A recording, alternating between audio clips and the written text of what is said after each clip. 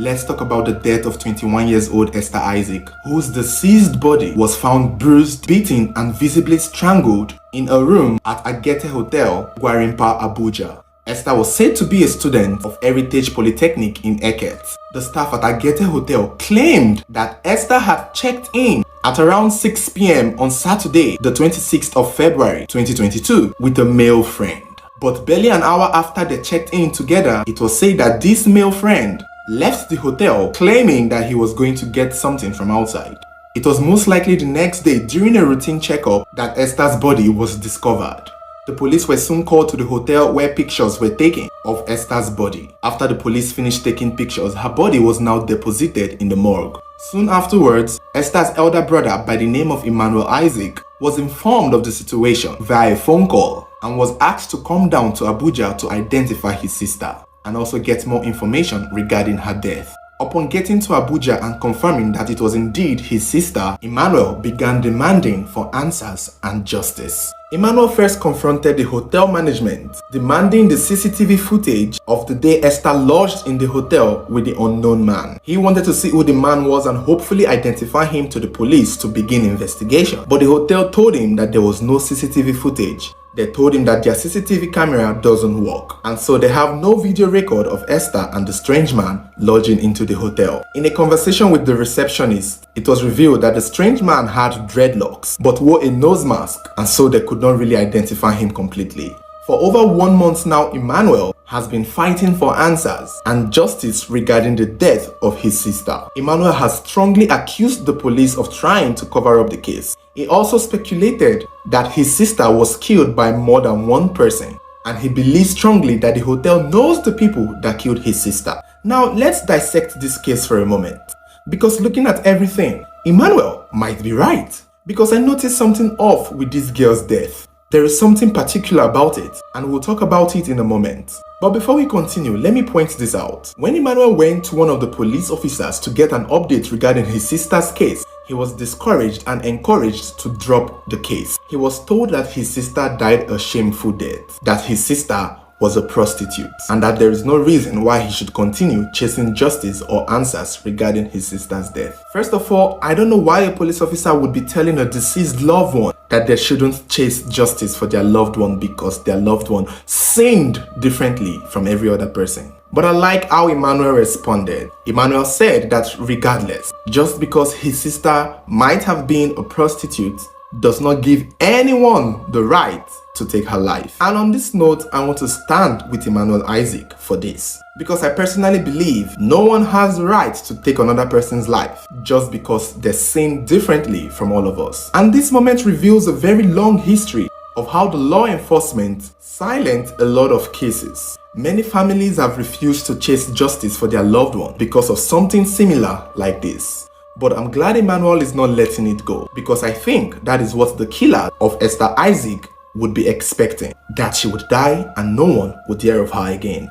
So let's look into the situation regarding Esther's death. First things first, Esther is based in Calabar, and even her brother Emmanuel did not know that she was in Abuja at the time. Obviously, something brought her to Abuja, or should I say someone brought her to Abuja. Now, it's unclear how long she had been in Abuja or who she was staying with in Abuja before the death, but what we do know is that her death in the hotel is bigger than it looks. Usually when victims are killed in a hotel, especially girls, it is either their vital organs are cut out of their body for ritual purposes, 1, or 2, a robbery. The victim's money, phones, and other valuables are stolen, as well as them being killed. Or in rare cases, the client doesn't have money to pay, and in order to avoid embarrassment, they kill their victims. And in very, very rare cases, it could be a thing of the serial killer, like we saw in Port Harcourt some few years ago. So the question is, what was the nature of Esther Isaac's death? From the pictures of Esther's deceased body in the hotel room, the first thing you would notice is that she's fully dressed. Her clothes did not seem like they've been taken off, which clearly indicates that the person who killed her did not have sex with her, nor did it seem like the person intended to have sex with her. Usually in similar situations like this, in fact, 99% of all the cases where the female victims had died in a hotel, they had either been sexually assaulted, violated, or at least usually had consensual sex. But in Esther's case, it did not seem like she was sexual with her killer. And to back that up, the receptionist did say that barely 1 hour after they lodged, the killer walked out of the hotel. So it's very possible that the killer did not do anything sexual with her. Secondly, from the brother's interview, I got to learn that her ATM and mobile phones and valuables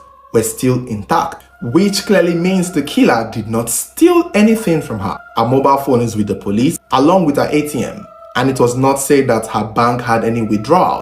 So it's safe to say that the killer did not bring Esther there to rob her of her belongings. Now, another unusual thing is that her body parts were intact. Usually when we see cases like this, we would expect organs, tongues, body parts to be cut out of her body. But nothing like that was said to have happened to her. Esther's body parts were intact. No organs were harvested, which begs the question, what did this killer want? If this is a case of serial killing, by now another girl would have been found in a hotel in similar situation. But it's been almost a month now and this is still the only case about a girl dying mysteriously in a hotel. So with all of these things, it's hard not to see that the killer only wanted her dead, which would lead us to the question, why would anyone want her dead? It's not as if she's a political personnel. She was just a student trying to make ends meet. So why would anyone want to just kill her like that for no just reason? Apparently, this is the mystery behind her death. Who killed her and why did they kill her? They did not cut any part of her body, her items were not stolen, and the person was not even sexual with her. She was beaten with a swollen eye and strangled to death. So who killed Esther Isaac and why did they want her dead? Which brings us back to the hotel in which she died in, the Agete Hotels. During Emmanuel's interview with Roots TV, he revealed something. He revealed that the owner of this hotel is from the same place as he and Esther. He revealed the owner of the hotel speaks his language and most likely come from the same community as him and his late sister. And when you look at it, Abuja has many hotels. So why did Esther and her male friend come to Agete Hotels? Was this her first time at this hotel?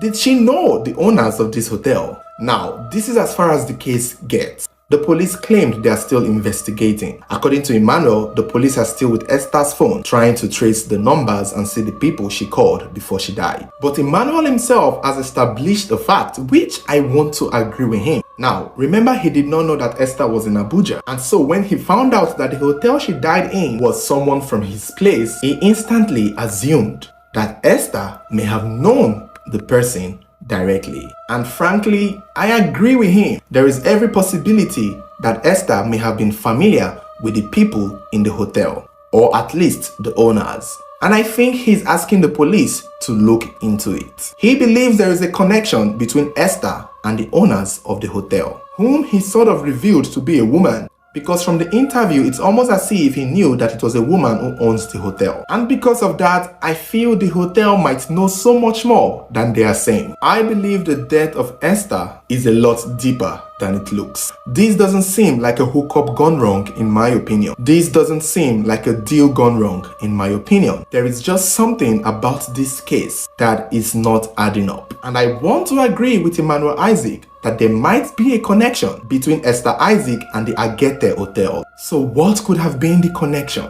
And why would anyone want her dead? Like I've said, the case is currently ongoing. So hopefully we would be expecting updates from the police.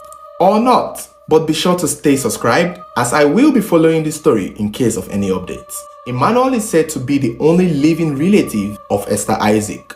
She is his only sister. And currently, he is the only one fighting so hard to get justice, but he needs to know that he is not alone. That we too want to know what happened to Esther Isaac in that hotel. Is there someone going around killing girls in hotels now? Should we be worried? And why is the police trying so hard to tell him to shut up? Why is the police trying so hard to suppress the case? Why did the police tell him to shut up and bury his sister and forget about the case? It was also said the hotel offered the family $500,000 to let the case go. This is making them even more guilty than they already seem, which is making me believe even more that they know something about that young girl's death. For now, we will just have to wait for updates. But do let me know what you think regarding this case. Like this video and share with your friends. Let everyone know what happened to Esther